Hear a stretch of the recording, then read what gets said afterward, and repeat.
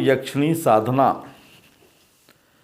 तो ये सौभाग्य महिलाएं करती हैं। मंत्र आपको शुरू में बता दे रहा है, ओम श्रीम श्रीम ओम ह्रीम ह्रीम नमः। तो कुछ महिलाएं थी हमारे वेस्ट बंगाल की, कुछ गुजरात की थी, तो हम दोनों जगह जाते हैं, शिष्य रहते हैं हमारे। तो बोले कि हमें ऐसा वरदान मिलना चाहिए कि हम अखंड सुहागवती जाएं। तो मैंने कहा ये तो भगवती दे सकती, मैं तो दिन दे सकता।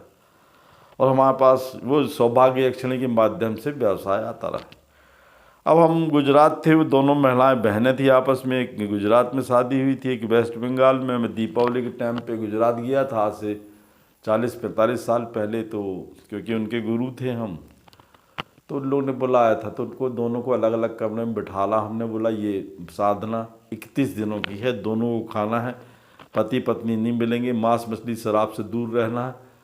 और ये साधने के लिए आपको सौभाग्य यक्षिणी या कोई भी यक्षिणी की फ़ोटो रखनी है, और सामने चावल की ढेरियाँ बनानी है, एक बतासा रखना है, एक बड़ा दिया रखना है, उसके नीचे चावल थोड़ा सा गंधक और उसके ऊपर दिया, मौली की या ऐसा लाल पीले धागे की बत्ती जलानी है। और सौभाग्य की अपनी सारी सामग्री रखनी है। जानते ना श्रीमान जी, औरतें जो करती हैं करवा चौथ, तो सबकी पूरी सामग्री रखनी। तो बोले किस रूप में हमको चाहनी? तो उनसे बोल रहा है कि यक्षिणी को उस समय अपनी बहन के रूप में या प्रेसी के रूप में चाहना, वो तुमको वरदान देगी। अब वो 30वें दिन से दोनों को दिखने लगी। मैं तो अपने काम पे था, मेरा एक शिष्य था, उसने उनको साधनाएं कराई। मैं 31वें दिन पहुंचा तो दोनों को दर्शन दे चुकी थी। एक गुटका दिया था कि तुम लोग जो कुछ करोगे तुम सौभाग्यवती रहोगी।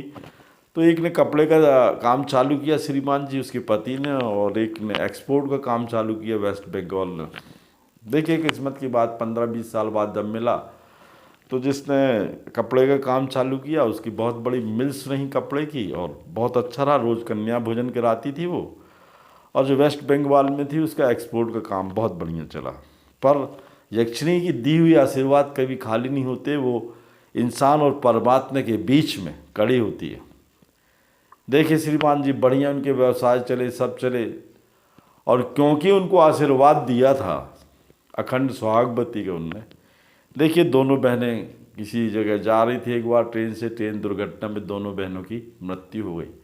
तो मैं कहना चाहता हूँ कि जो आशीर्वाद यक्षिणी का प्राप्त होता है, जो गुरुओं का आशीर्वाद प्राप्त होता है, जो साधना सही करता है, जैसा वो चाहता है उसको मिलता है।